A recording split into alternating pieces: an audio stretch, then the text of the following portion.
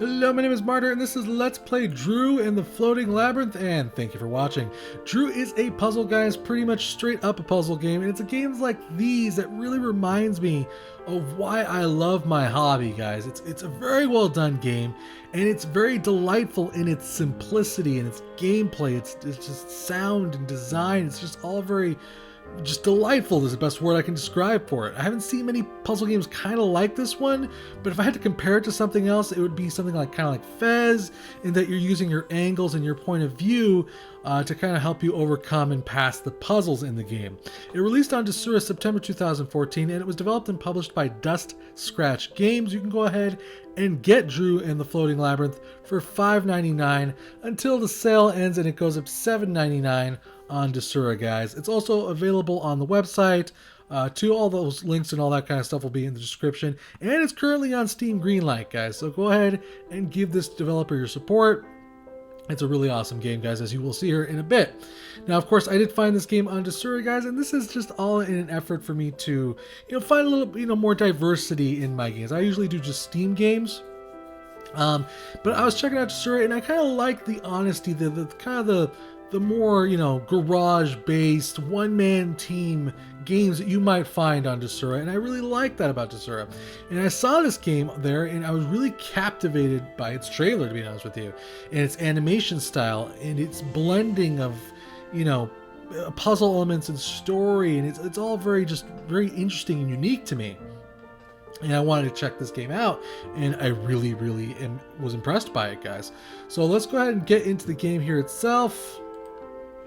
Of course, it is a puzzle game, and there's still things that are being there's kind of bugs here and there that are being actively squashed. So if you see something that doesn't necessarily look right, trust me when I say it's something that will be probably taken care of eventually. So I guess, again, you could say this is a puzzle game. It has a little bit of like an appy iOS menu to it all, but that isn't a big deal. So what is the game about? Well, let's just go ahead and let's start off at 1-1, just so you understand what we're looking at here. This is the game itself. The character is literally drawn into the game in really neat animation style here, guys. That is our main character. That is Drew. We can kind of zoom in by rolling the mouse wheel, by the way. We can also zoom out. The game does feature controller support if you wanted to play that with the controller. I'm currently playing it with my keyboard and mouse. So what is the game? Well, the game basically is about you trying to get from point A to point B. But you can't see the path. It doesn't exist. Or does it? Well, if you move forward, you can kind of see these hand-drawn blocks kind of appear in your path. But sometimes, if you head down the wrong path, they may not be there. So, for instance, like we'll see nothing, but on this side, we'll see there's a little a green block there. And then okay, well, there's another one right there. And the blocks kind of appear as you walk forward and make your way down the paths, which is really freaking neat. And not only that, they start playing with your mind kind of vertically as well. They're not just playing with just a flat terrain from, forward, to the other side. Sometimes you'll have to go up, sometimes you'll have to go down, and it gets really complicated. So I'm going to skip some boards here and show you different examples of some boards. Now this, of course, is just kind of simplistic. It starts you off easy. None of the puzzles are meant to be too frustrating, I would say. They're meant to be kind of challenging, but they're meant to be kind of eventually you figure out what to do and you move along. So as you can see right there, we're kind of just... Now, of course, we have a different path that we can choose from here. I'm going to go right. I have, of course, I've done these puzzles and beaten I want to say 30 of them. Whoopsie. That doesn't prevent me from making screw-ups like I just did right there, though. All right, so let's just move along here. I think it's this way. And then it's, I want to say, it's to green, this way. Gotta pay attention, you gotta change your perspective, you gotta look at things from different angles, and that becomes a really kind of prominent thing as you move deeper and deeper into the game here. Because sometimes you'll run into little situations like this, you're like, oh, okay, well, what do I do? Colors on the side of the platforms. There's nothing to, move towards. Well, you can jump. And that becomes another element in the game, is of course jumping, which is how you reach, those higher platforms, or the platforms below you, or sometimes you need to jump a really far distance and land on the exit block. And it does a really good job just playing with your perspective, and it kind of does that as you get deeper and deeper into the game. It also changes the elements of the puzzle itself. Like, for instance, we'll do a 2-5. This removes the objective of looking at the sides. And as you start looking at the block that you're on, that for instance, the one that you're on, like for instance, this one right here, bleh. This one basically, as you can see, kind of has a pattern on top. It's like a checkered pattern. Well, that, believe it or not, is our path. And then another path appeared basically with another pattern on it, and that's the one from that one to that one. And now we kind of need to kind of memorize these if we want to get across these paths. So obviously, for instance, it's not going to show us what we need to do. We kind of need to remember from what we saw and make our way across the platforms here, which is very tricky, to say the least. And of course, I'm doing this all from memory because like I said, I did this before. If you're wondering what that dot is off in the distance, well, that, again, it's because this game does a really neat job of also, while you're playing the puzzle game, it's also kind of presenting to you a very interesting and unique story of what's happening to this little girl. And again, it's not like anything menacing. It's all very, like I said, it's all very lighthearted. It's very nice. And at the end of each section of the boards, it'll present to you a new scene, a cut scene, as it were, where you'll hear this voice acting in the story. You need to help yourself and regain what you lost, starting here. What did I lose? Part of you, as you were before. And the voice acting is very, very pleasant, and the music, it does a really good job of blending together and creating a mood in the game that is just very nice. That's the best way to describe it. It's just a very nice, pleasant feeling. And basically, as you're progressing forward through this game, and it still, manages to be fun, and the puzzle elements still are challenging, but not frustrating to where you're ripping your hairs out, unlike some other puzzle games. So as you can see, color is starting to kind of seep back into the universe. For instance, that bird is now blue, and our background has now gotten some color. And at the very, very end, very far end of that path, which it's very hard to make out, but you can see that it's actually her house. It's her home, and that's where she's trying to get back to. And there's 63 levels total, and they're really awesome game here, guys. Really well done puzzles. The voice acting is very well done. The music is very well done. The animation, the blending of animation with the 3D environments is just really neatly done. And it's very enjoyable. So you have that checkered board thing. I'll do one more here, and then I'll move down again. So again, this is just, playing. You have to play with perspectives of things and kind of look at your environment to kind of gather where to go. I completely screwed that up. All right, so let's see. Which one was this one? I forget what it was. Was it this way? Nope, totally not. I gotta look at the platform here. Okay, hold on. Is it up? No. Is it this way? Nope. I already did that mistake once. Gosh dang it. Is it this way?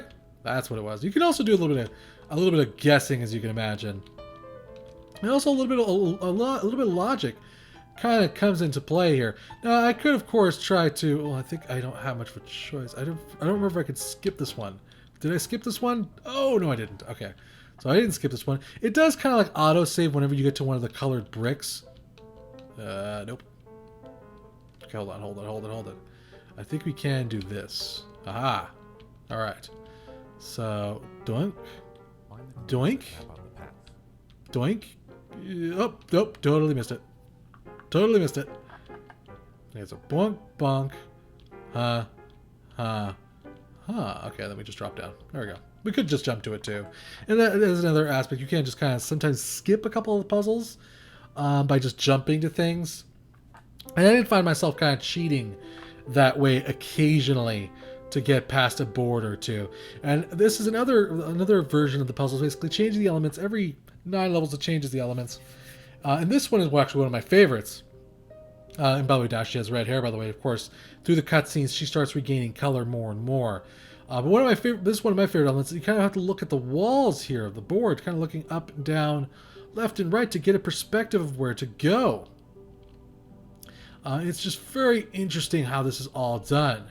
Like, for instance, well, we obviously need to get up there, and this will give us kind of an idea of how to do that. So, look this way, look that way. Let's see here. I think it's 1, 2, 3, and then we jump this way. Oh, we did not. Oh, gosh dang it. Hold on. 1, 2, 3. Is it that way? Is it this way? Aha! Yes. Oh gosh dang it, I messed it up. I was so close. Oh, wrong way. Shadows can tell a lot about your environment. Yes, shadows can tell a lot about my environment. For one thing, how much I'm epically failing. Okay, so it's this way.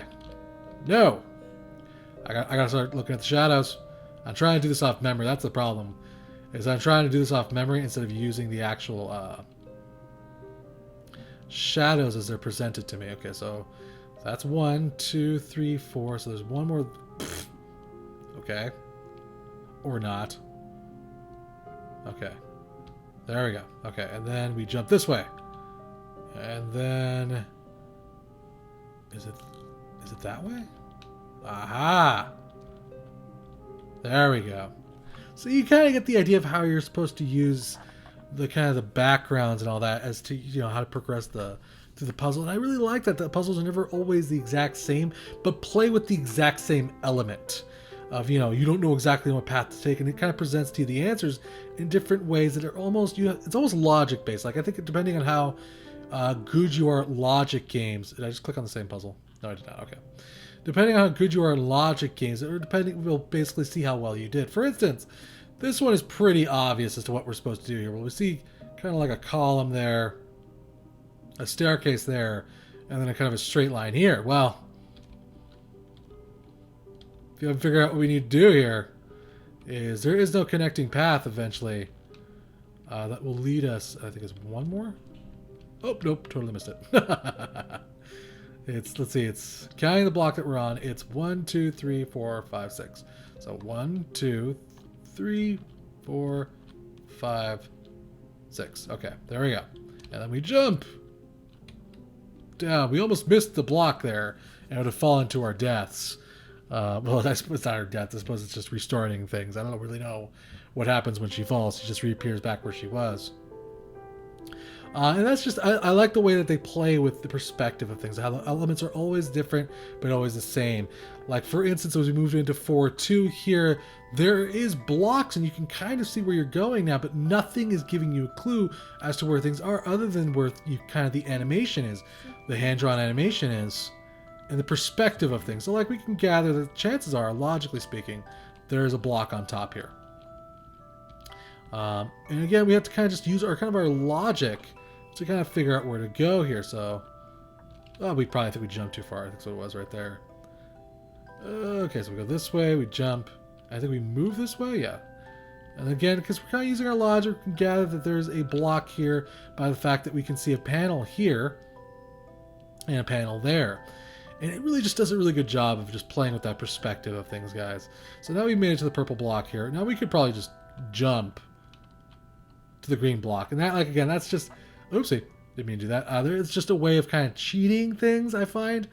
But, you know, usually you're going to want to follow the path. So I'll actually go back to 4.2 and show you the proper way to do it. You seem familiar somehow. So do you. Okay, so we move this way. And I think it's what? This way? Yes. And then we just go clink. Careful. Clink and right across. So again, you can do a little bit of like almost kind of like cheating and jumping over platforms and such. But you know, you also can just do the puzzle normally. So I'm going to do a puzzle I've not done before, and then I'm going to actually end it with the 4.9 cutscene here, because I think you got a pretty good idea of how the elements change per, 9 puzzles, and it does a really good job of that. I'm going to guess that that was logically what we had to do there. Here. Do you know why you're here? No. Precisely. So I guess he doesn't know why he's here either. And again, just they kind of tell this story in a very mysterious way. I think it's the freaking bird that's talking to her, to be honest with you. I don't know exactly what that bird is a representation of, though. Okay, so again, I'm going to gather that there's a path here. Oh, that was a trick! Nicely done, nicely done. Okay, hold on. So we can gather there's a path here, and then it kind of skips a block. And it's okay, we can jump and then catch the pink block. Okay. Now, oh! Gosh dang it. Clever monkey. Okay. So there's a path here. Huh. Oh. Okay, wait. So there's a path up here. If you're lost, just try looking at things a different way. Okay, and then there's a path that way. Now, I could theoretically just jump, or I could just, I guess, head down this way. Ah, I should have just jumped. I thought I could make it. Okay, hold on. That's okay. There we go. We beat that puzzle. And like I said, they're not meant to be too challenging. You know, they also take a little bit of logic. They take a little bit of reasoning. We're going to go ahead and watch the 4-9 cutscene now and see how the story progresses forward. I'm still so far away. You are getting closer. Don't give up. Promise me. Promise what? Promise me that I'll get there. That I'll get back home again. It'll be okay. I promise. Now, obviously, there is some sort of a conclusion at the end of the story here, guys. I'm not sure what that is, to be honest with you. I'm going to be finding out for sure. You know, as far as the controls go, how smooth they are, I kind of find sometimes, like, she'll get stuck. She'll, like, you'll see kind of like she does, like, this jerking motion. And she kind of stops at the edge of one block and moves on to another. And I'm not sure if that's just me or, like, maybe my computer, or if that's just something that's kind of in the game. But it's just something I've noticed as I've kind of been playing this game more and more, especially during recording right here. But again, just, you know, it's a very delightful game. The voice acting is very well done. The music really just hits the spot for me. I don't know. Maybe it's because I like instrumental music so much. So I guess her shoes got color. Okay, so her shoes have color now. Let's move along here. And of course, this introduces a new element now to the game, which we'll go ahead and check out. I just want, I'm kind of curious as to what it is. And it does a really good job of explaining what the hints are. Oh, okay, so this has 2 different kind of elements here. Kind of curious. What a strange place. Interesting.